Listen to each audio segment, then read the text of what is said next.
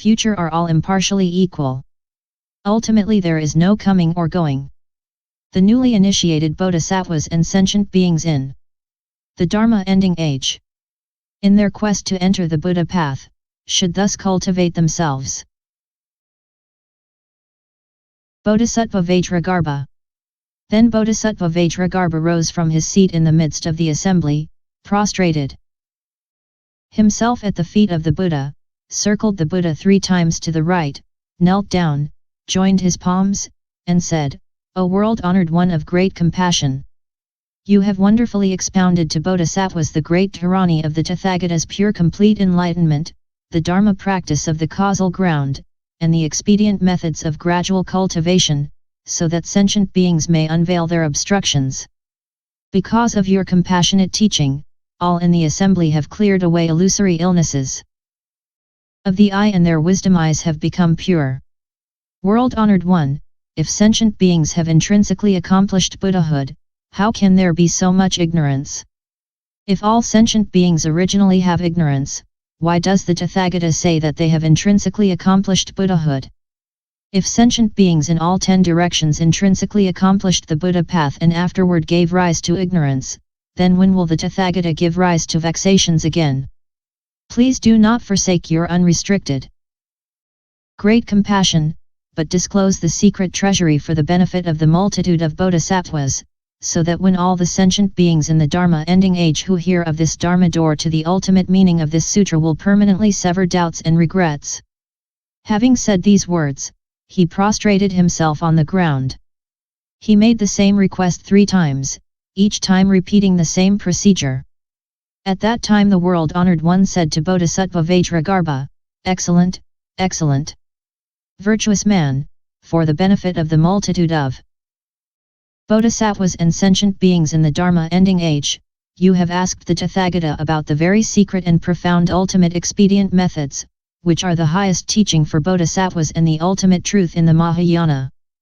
These methods are capable of causing, practicing and beginning bodhisattvas in all 10 directions and all sentient beings in the Dharma Ending Age to obtain the stage of resolute faith 15 and permanently sever doubts and regrets. Listen attentively now. I shall explain it to you." Hearing this, Bodhisattva Vajragarbha was filled with joy and listened silently along with the assembly. "Virtuous man, all worlds begin and end, are born and perish, have a before and after, exist and do not exist, coalesce and disperse, arise and cease. Thoughts follow one another in succession, going and coming in a ceaseless circle. With all sorts of grasping and rejecting, these changing processes are all cyclic existences. If one were to discern complete enlightenment while still in cyclic existence, then this nature of complete enlightenment would have the same nature as the turning flow of cyclic existence. If one wished to be free from cyclic existence, then there would be no place where complete enlightenment could exist. For instance, when one moves one's eyes, still water appears to have waves. When one fixes one's gaze, a circling flame appears to be a wheel of fire. The fact that moving clouds make it seem as if the moon were moving and a sailing boat makes one feel as if the shore were moving also exhibits the same principle. Virtuous man, while the motion is going on, it is impossible for those things to be still. How much more would this be so if one were to discern the complete enlightenment of the Buddha with the defiled mind of birth and death, which has never been pure? How could it not appear to be in motion? 16 For this reason, you gave rise to these 3 doubts. Virtuous man, for example, because of an illusory illness of the eye, a flower is falsely seen in an empty sky. When the illusory illness of the eye is eliminated, one does not say, now that this illness is eliminated, when will other illnesses arise? Why? Because the illness 17 and the flower 18 are not in opposition. Likewise, when the flower vanishes into the empty sky, one does not say, when will flowers appear in the sky again? Why? Because the sky originally has no flowers. There is no such thing as appearing and vanishing. Birth and death and nirvana are like the appearing and vanishing flowers in the sky, while the perfect illumination of wondrous enlightenment is free from flowers or illnesses. Virtuous man, you should know that the empty sky does not temporarily exist and then temporarily not exist. How much more so in the case of the Tathagata, who is in accordance with complete enlightenment, which is comparable to the equal intrinsic nature of empty space. Virtuous man, it is like smelting gold ore. The gold does not exist because of the smelting. As it has become perfect gold, it will not become ore again. Even after an inexhaustible period of time, the nature of the gold will not deteriorate. Therefore, one should not say that gold is not intrinsically perfect in itself. Likewise, the same holds true with Tathagata's complete enlightenment.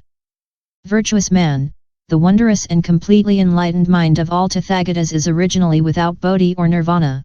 It has nothing to do with accomplishing Buddhahood or not accomplishing Buddhahood, illusory cyclic existence or non-cyclic existence. Virtuous man, even the Sravakas, who have perfected the state where the karmic activities of body, mind, and speech are entirely severed, are still unable to enter the nirvana that is personally experienced and manifested by the Tathagata. How can one possibly use one's conceptual mind to measure the realm of the Tathagata's complete enlightenment? It is comparable to using the light of a firefly to scorch Mount Sumeru. One would never be able to burn it. He who attempts to enter the Tathagata's ocean of great quiescent extinction by using the cyclic mind and giving rise to cyclic views will never succeed. Therefore, I say that all bodhisattvas and sentient beings in the Dharma Ending Age should first sever the root of beginningless cyclic existence. Virtuous man, contrived conceptualizations come from the existence of a mind, which is a conditioned conglomeration of the six sense objects. The conditioned impressions of deluded thoughts are not the true essence of mind, rather, they are like flowers in the sky. The discernment of the realm of Buddhahood with such conceptualization is comparable to the production of empty fruit by the empty flower. One merely revolves in this entanglement of deluded thoughts and gains no result. Virtuous man, deluded groundless thinking and cunning views cannot accomplish the expedient methods of complete enlightenment. Discriminations such as these are not correct. At that time, the world-honored one, wishing to clarify his meaning, proclaimed these gathas. Vajragarbha, you should know that the quiescent and extinct nature of the Tathagata never had a beginning or end. To conceptualize this with the cyclic mind results in rotations in cyclic existence. One will then remain in cyclic existence unable to enter the ocean of the Buddha. Like smelting gold ore. The gold does not exist as the result of smelting. Though it regains the original golden quality, it is perfected only after the process of smelting. Once it becomes true gold, it cannot become ore again. Birth and death and nirvana. Ordinary beings and all Buddhas are but appearances of flowers in the sky. Conceptualizations are illusory projections. How much more so are such questions asked with an illusory mind? If one can put an end to this illusory mind, complete enlightenment can be sought. Bodhisattva Maitreya.